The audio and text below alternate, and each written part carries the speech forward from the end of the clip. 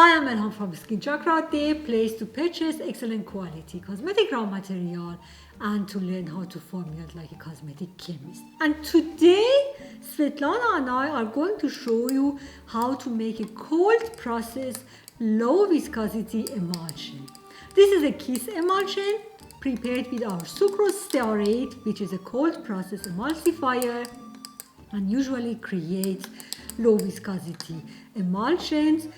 Since it is a cold process, we could use our hemp seed oil, which is an amazing oil but very sensitive oil, and you cannot use it in hot process. And the result is this beautiful sprayable emulsion. We kept the formulation as always as simple as possible and kiss. And after you have worked out how it performs and how it works, we will just the formulation up and add some additives to it in coming videos.